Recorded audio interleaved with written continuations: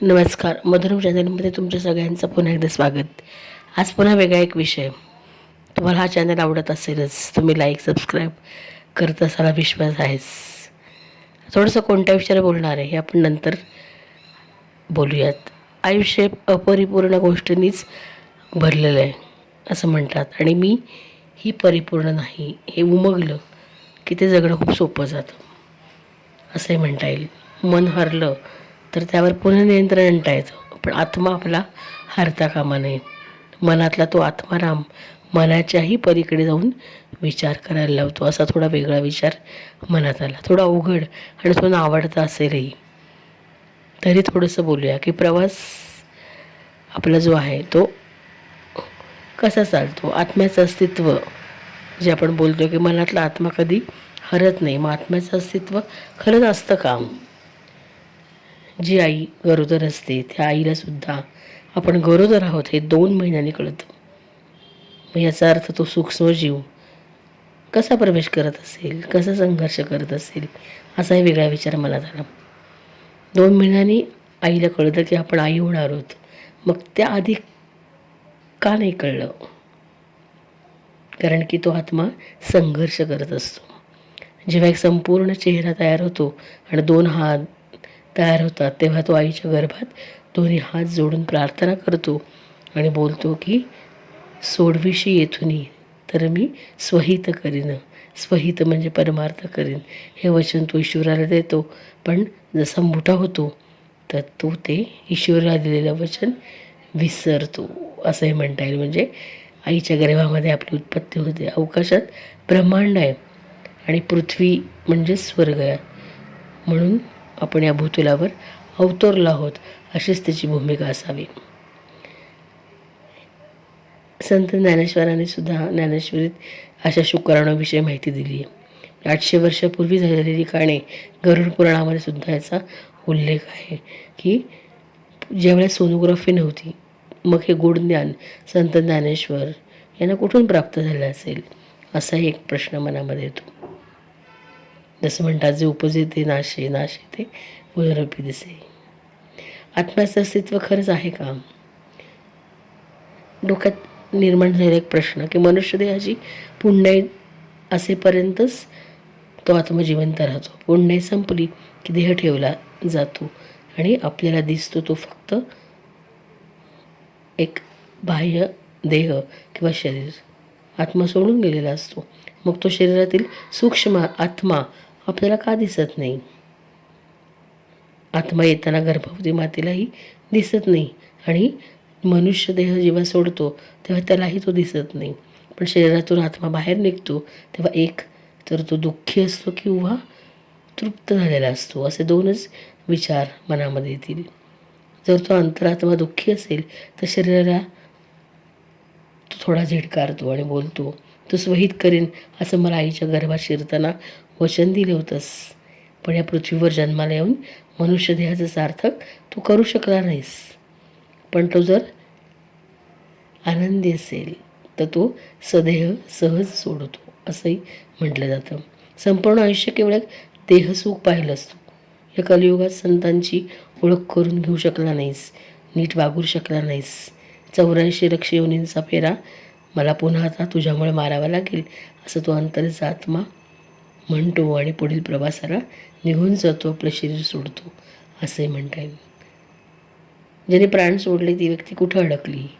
लोभात, की ज्याची काही खाण्याची इच्छा पूर्ण राहिली, वासना पूर्ण राहिली की पुन्हा पुन्हा त्या आत्म्याला जन्म घ्यावा लागतो. अशा कित्येक व्यक्ती आपण बघतो की ज्या उपासना करून सगळ्यांना सांगून गेल्यात की आम्ही जातो आमच्या गावा, आमचा रामराम घ्यावा. मग मरणाचंच मरण असावं, शरीराचं सार्थक करावं आणि पूर्वजांचा उद्धार करावा असंच म्हणता येईल. तरच तो मनातला आत्माराम हा सहज आपला देह सोडेल आणि तो कृतार्थ होईल. गुरुचरित्रामध्ये सुद्धा उल्लेख आपल्याला आढळतो. कलिकाळ हा ब्रह्मदेवासमोर उभा राहतो आणि त्याने शपथ घेतली की मी पृथ्वीवर परमार्थ करून देणार नाही. जीव आणि वासना हे माझं शस्त्र राहील. तेव्हा ब्रह्म त्याला म्हणतो की जे संतांना शरण जातील ते परमार्थ करतील, त्यांना तू बाधा करू नकोस. कला ही अट मान्य, कली हा तो ती अट मान्य करतो. आणि आपण म्हणतो की मनुष्य हा केवळ देहाचं भोग घेतो, स्वतःवर त्याचा ताबा नाही, तो भान हरपत चालला आहे. आणि हे सध्या आपल्याला कलियुगात बघायला मिळतं. प्रत्येक मनुष्याकडे एकूण 8 विषय असतात असं आपल्याला माहिती आहे. लोभ, क्रोध, वासना, मद, मत्सर, चिंता, भावना, संशय, आणि या सगळ्यांनी मिळून आपलं मन तयार होतं. आणि सगळ्यांनी अंतरात्मा आपल्या भरलेला आहे. हे 8 विषय कुठल्याही शाळेमध्ये आपल्याला शिकवले जात नाहीत, त्याचा अनुभवच घ्यावा लागतो. मग अशा अंतरात्म्याची ओळख आपल्याला कशी घेता येईल? ज्याला परमार्थाची प्राप्ती झाली तो लोभात, वासनेत न अडकता केवळ परमार्थ करत जाईल, आणि त्यालाच या अंतरेच्या आत्मारामाची ओळख होईल. जेव्हा व्यक्तीला याची जाणीव होईल तेव्हा त्याचं या इहलोकामधलं कार्य संपलेलं असेल, तो अलिप्त होईल. मी जे वचन आईच्या गर्भात दिलं होतं, आत्मा म्हणतो, ते सार्थक मी केलं, आणि आता मला याचा जिवंतपणे त्याची साक्ष मिळेल की मी मोक्ष प्राप्तीस जाऊ. आणि या सगळ्याचा मुख्य दुवा म्हणजे नामस्मरण. अंतरात्म्याचा अंतराशी असलेला संवाद म्हणजे नामस्मरण असं म्हणता येईल. त्यावेळेस आपल्या परेतून आवाज येतो की तुझी जाण्याची वेळ आली आहे आणि सगळ्यांना तू निरोप दे. जसा आत्मा आतमध्ये प्रवेश करताना प्रार्थना करतो, तेव्हा जाताना सुद्धा तो आपल्या परीतून आवाज येतो आणि तो स्वतःच म्हणतो की तुझी जाण्याची वेळ आली आहे, सगळ्यांना निरोप दे. उपासना, पूजा करून तो देह सोडतो. आणि जसं गीतेमध्ये आपण गीतेचे श्लोक जर जिभेवर जर रेंगाळत असेल शिवायच्या क्षणी त्या माणसाला मोक्ष मिळतो असं म्हणतात. तर काही जण अंतिम समयसुद्धा नामस्मरण करत देहत्याग सोडतात. म्हणजे मनातला जो आत्माराम आहे त्याची ओळख करत करत आपलं आयुष्य आपण जगलं पाहिजे, जगायला हवं. कारण आत्मा, आपल्या मनातला आत्मा, मनातला अंतरात्मा जर दुःखी असेल तर शरीराने भोगलेले सर्व विषय, सर्व वासना, या सगळ्यांचा त्रास त्या आत्म्याला होतो. म्हणून मनातल्या आत्मारामाची ओळख करून घेणं गरजेचं आहे. आणि त्यासाठी नामस्मरण यासारखं उत्तम शस्त्र नाही असे म्हणता येईल.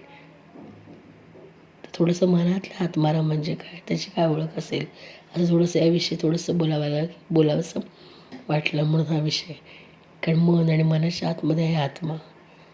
जो आत्मा आपल्या मातेच्या गर्भात प्रवेश करण्याआधी वचन घेतो आपल्याकडनं की या शरीराचा मी चांगला उपयोग करेन, आणि ते शरीर सोडताना देखील तो तृप्त आहे का, सुखी आहे का, आनंदी आहे का, तर हे तो लक्षात घेतो. आणि तो जर दुःखी असेल तर तो आपल्याला शरीराला लाथ मारतो, असा शब्द वापरूया आपण.